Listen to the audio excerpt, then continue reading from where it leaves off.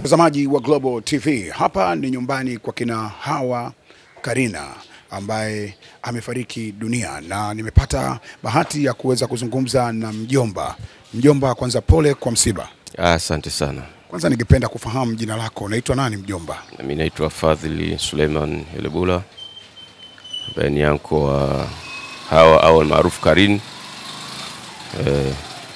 Na taarifa ya msiba, jinsi ambavyo umetokea na chanzo cha msiba wenyewe na tukio lenyewe limetokea muda gani? Taarifa kwa mtu aliyoko India ametuambia ilikuwa asubuhi kama saa 3.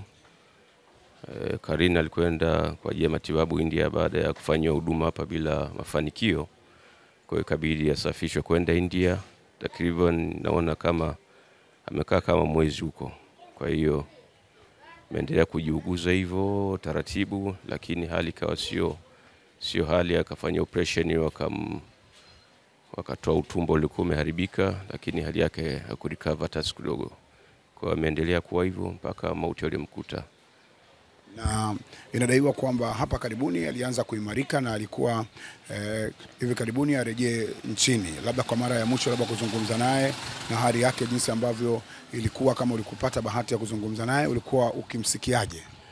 Mimi wakati niko Mwanza siku 4 zilizopita niongea naye, kaniambia anko naendelea vizuri, lakini maumivu ni makali sana. Kwa hiyo nasubiri, daktari ameniambia nisubiri, kuna kitu ambacho wanasubiri kunifanyia kipimo alafu nione, lakini hivi karibuni nitarudi, kwa maelezo yake. Nikasema inshallah Mwenyezi Mungu akipenda utarudi, lakini akawa anasema nasikia maumivu sana.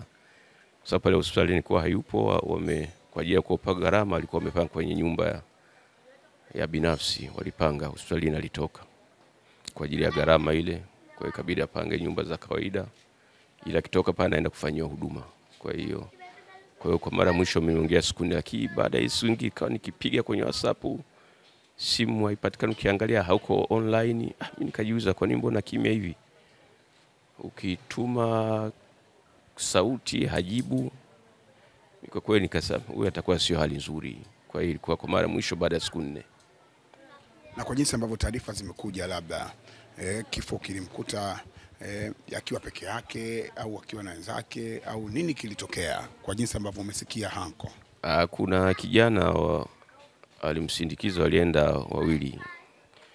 Alikwenda kwanza huyo kijana pamoja na mdogo wake anaitwa Newin, lakini baadaye Newin mama yake naye ni mgonjwa hapa, akawa amezidiwa. Kwa hiyo Newin akawa amerudi akabaki yule kijana. Kwa hiyo taarifa nyingi zilikuwa za yule kijana. Mimi yule kijana nilikuwa sina simu yake, kwa hiyo nilikuwa nabaki naongea na Newin mwenyewe Karina, tunaongea naye.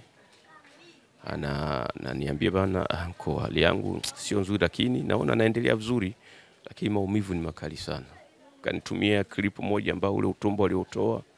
Sasa mbona wametoa utumbo mkubwa? Asema ndivyo aliambia. Nikamuuliza hivi, utumbo mkubwa hivi ukitoka unaweza ukarecover tena? Asema niambie una recover.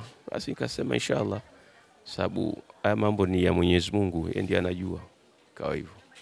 Na kwa jinsi ambavyo umefika hapa nyumbani anko, ambapo alikuwa akiishi marehemu Hawa, hali ulivyoikuta na taarifa ulizozikuta za hapa, labda utaratibu wa mazishi na msiba wenyewe ikoje?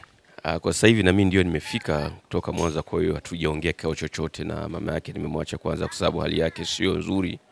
Kwa hiyo bado tumekaa tu tunasubiri. Kuna kaka yake na Karina mwenyewe yuko safarini, kwa hiyo ukifika usiku ndio tutapanga namna utaratibu wa mazishi. Kwa sasa hivi hakijulikani chochote. Hujapata dodoso zozote labda mwili kuwasili hapa nchini Tanzania kutoka India? Bado, kwa sababu hata yule ambaye alienda naye hatuna mawasiliano naye, hatupi mawasiliano yote, kwa hatujajua kwa kweli watarudi lini. Bado.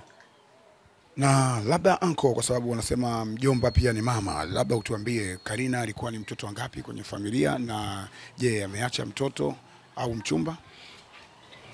Karina alikuwa ni mtoto wa 3.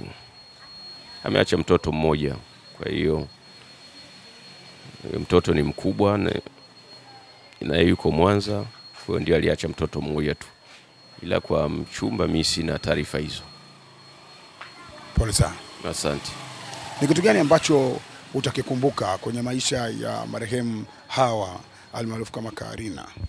Karina katika maisha yake kwanza. Pole sana. Mjomba akiwa anapitia wakati mgumu kama ambavyo unaona, msiba huu ni mzito wa dada yetu kipenzi, ambapo watu wengi wamesikitishwa na msiba huu, akilia kwa uchungu kabisa. Na haya machozi yanamaanisha, kwa maana ya kwamba wanakuambia mwanaume anapotoa machozi ujue kuna jambo limemfika. Pole sana anko, na jikaze. Wewe ndio mjomba ambaye unaiongoza familia hapa, na wewe ndio ambaye unastahili kufanya kila kitu kwa niaba ya mjomba wako. Nikumbushe kitu ambacho labda kitakukumbusha kama alama kwa marehemu mjomba wako. Alama kwanza ni mtu alikuwa na roho nzuri, alikuwa anapenda watu. Pole sana. Mjomba ameshindwa kabisa kuendelea na mahojiano kwa jinsi ambavyo hisia, moyo wake ukibubujikwa na machozi. Msiba uko hapa Magomeni. Mimi ni Gabi Mtanzania, na nyuma ya kamera Zakaria Gamondi. Endelea kuikumbatia Global TV kupata taarifa rasmi zenye uhakika kuhusiana na mazishi na mwili kuwasili nchini Tanzania. Ili kuwa mwanafamilia bora wa Global TV, usisahau kusubscribe, like, kushare na kucomment.